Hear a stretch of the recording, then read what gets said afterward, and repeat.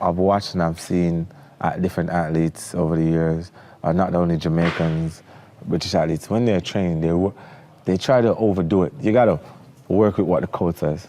A lot of people, they run hard, and then you can't finish the set. It's never like that.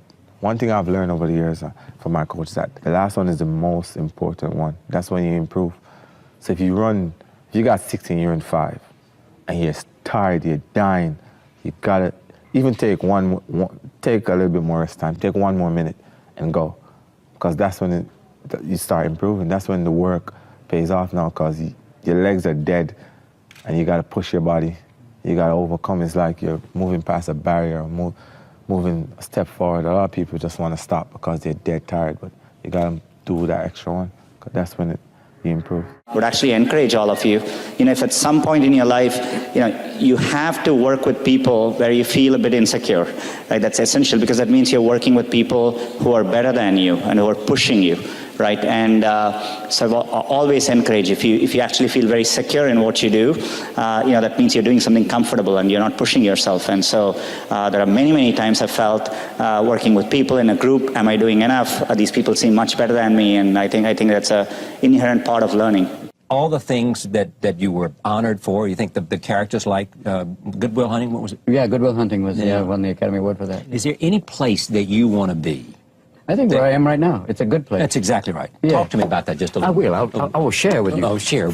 Testify, brother. Yeah, please. It is that feeling of being, doing like the stand-up combined with 1 hour photo insomnia, kind of pushing the envelope in terms of what people perceive I can do.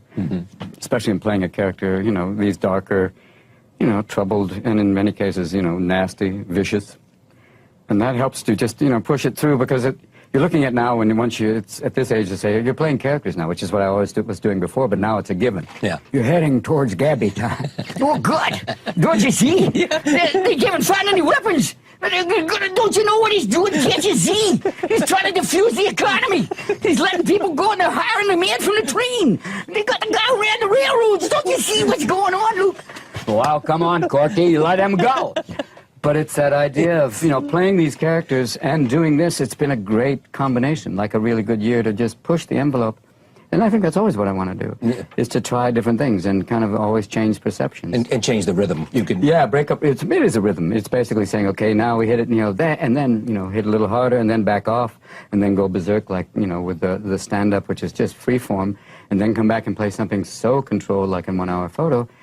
Those are all possible. I mean, I was trained at Juilliard. I went for 3 years and left, and then went and did stand-up. But the stand-up was always just kind of a great release. And then still having that ability to play, both, and having that range really helps. For me, it's great. And you mentioned the other part, having great friends and family that just make life extraordinary, and a world to still go out and see and learn about, which is most important of all.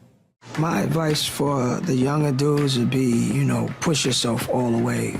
Don't obsess over what anybody else is doing. If you're given an opportunity and you're lucky enough to have freedom to do what you want to do in your career, why trap yourself? Why do something that's not you? I believe that fear gets way too much airplay. I think so many people say, well, people don't take action because they have too much fear, or fear is holding people back. And I think this is so common in our language, it's almost to the point where it's almost comedic. It's ridiculous. It's like, well, what are they fearful of? What are they so scared of? We live in the modern world right now where there's not all these impulsive fears that are driven by a physical reality to be safe. We're not being chased by animals that are trying to kill us often, right? So most of the fears that we actually have are just negative contemplative thoughts that we're rerunning too often, and we're associating so much pain to that. Now it becomes convenient. Oh, it's fear. As if some fear is some big, unknowable, scary, awful thing. Well, mostly it's not. Most fear is just bad management of our own mental faculties. It's not an impulsive physical thing generating in our brain, telling us to, fight, flight, or flee, and everyone wants to use that as an excuse. We still have all these, biological psychologists or people running around saying, well, it's just an impulsive thing that people can't understand or be conscious of, right? It's the unconscious fears. It's just wiping us out. It's like, get over it.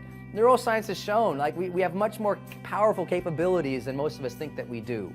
And the reality is, most fear, once you understand what it actually is, and it usually is a contemplative process, and once they understand what it is, then it's like, oh, we can overcome it.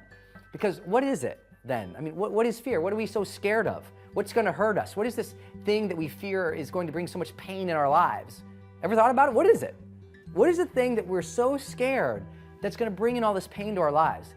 I remember figuring this out for myself, and when I did, I wasn't so scared anymore. Because sometimes, you know, the things, once you understand them more, they're not so terrifying. Once something becomes knowable, you can develop competency around it. Once you can develop competency around it, then you can develop confidence around it. There's this old thing in psychology we call the competence-confidence loop. The more you understand something, the more confidence you have in that area. Same thing with anything that does happen to impulsively generate some fear in yourself. Well, now once you understand what it is, you can deal with it better. Because what we're all fearing is basically 3 types of pain, 3 areas that we might experience pain in our lives. And once we understand that, we can reorient our mindset around those things and no longer be frustrated or stopped by fear. You know, the first thing that we fear pain in our lives is what I call loss pain. Loss pain is, well, if I change my life or I do this new thing, I'll experience loss. And because I experience loss, I don't want to do it. So I'm scared to try it because I might lose something that I like, I care for, I adore. I might, if I go and make that big change in my life, I might lose my job. I might lose my relationship with my spouse. I might lose my connection with my kids. I might lose a passion. I might lose a benefit, right? I remember when I wanted to go and start my own business, everyone was generating all this fear in me by saying, well, be careful, you know, this is very dangerous, Brendan. You don't want to quit your job and lose all that security you have. You're going to, I mean, what about your 401k, Brendan? You're going to lose your 401k. I mean, all these things we think we're going to fear. And the reality was, part of that was true. As I thought more about the situation, I was concerned. I was fearful that I would lose the security I had that the job provided. I would lose that steady paycheck we all want. I would lose that predictability of my career path. I would lose that nice process of having managers around to kind of coach and consult me into higher levels of performance. I would lose the peer set. I love my coworkers. I lose some of the work that I loved. I would lose that great lunch and cafeteria. You know, it's like you think of all these things you're going to lose, so you don't make the decision to quit. Same thing, like if people are going to try and quit smoking, or they're going to try and start a diet. They're fearful that they're going to lose that smoking break that gives them that peace and that comfort and that sense of calmness from breathing in deep, even though they're breathing in death. You know, they're fearful. Oh, well, if I change my diet, I'm going to lose those foods that I love so much. So I'm not going to change. And that's what people do. They're fearing loss. So part of reorienting our lives is start focusing on the things that instead of what we're going to lose, of what we're going to gain. Yeah, I might lose my security for the short term, but over the long term, I might have more freedom. I might gain freedom. I might lose that coaching and that person who's going to develop me in terms of that organizational structure. But over here, I'm going to gain greater challenges. I'm going to grow faster because I'm going to be doing things faster on my own. Oh, you know what? I'm going to lose that 401k. Yeah, but I'm going to make $1 million over here. You know, focusing on those gains. See, what happens in the fearful mind, it starts asking this question, what if? And it follows that phrase with a negative statement. What if this terrible thing happens? What if this terrible thing happens? What if this terrible thing happens? And we generate and we stew within our gut these acids and these fears that literally trick our mind into thinking we can't change.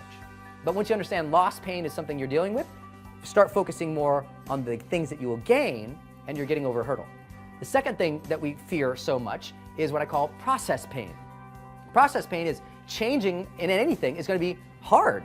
The process of change itself is hard, let alone what we'll lose. Doing something new is hard. When I went to think about starting my new business, I was terrified. I'm like, it's going to be hard.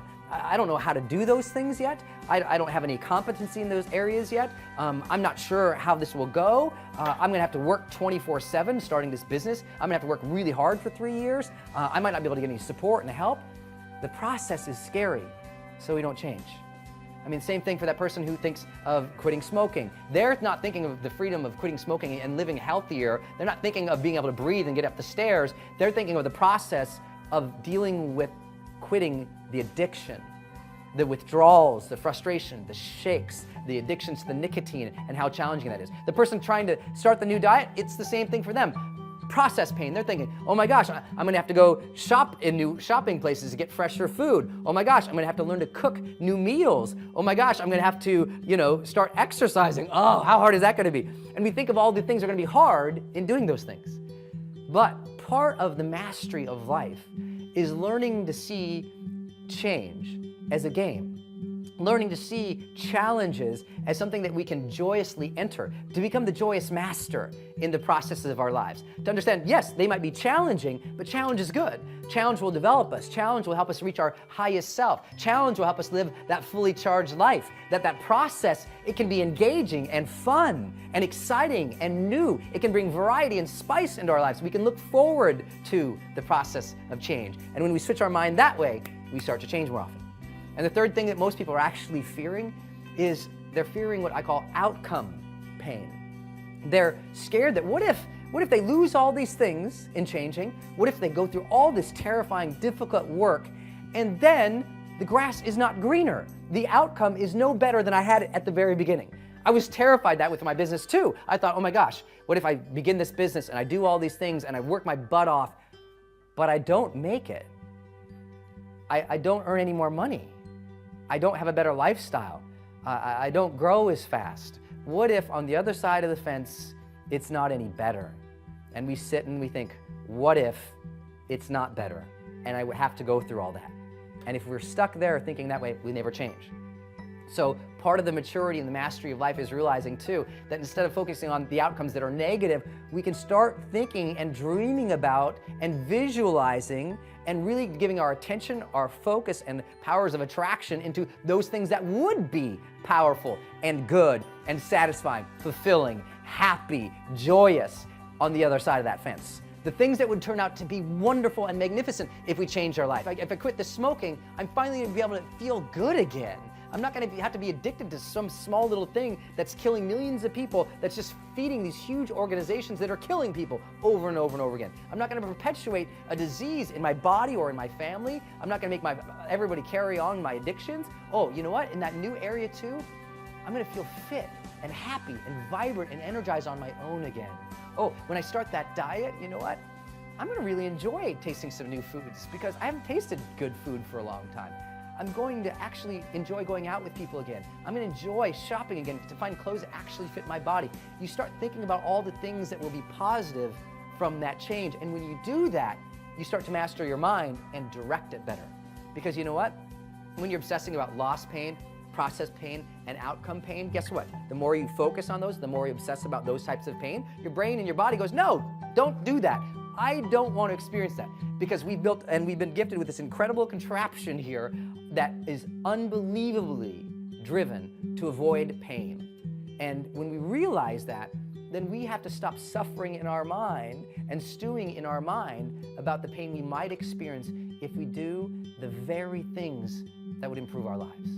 You and I both know what would improve our lives. Why aren't we doing it? Because somewhere there, we've probably associated a lot of loss, process, or outcome pain to it. And today might be a great day to sit down and say, what do I really want in my life? Why have I not been progressing faster? And when you start exploring that question of why have I not been progressing faster, you might discover loss, process, and pain at work, and you're gonna flip it now and focusing on the gains, the joys, and the positive outcomes. And when you start to do that, you'll find yourself being that joyous master. You'll find yourself getting further ahead in life, and you might just find that life can feel fully charged once again.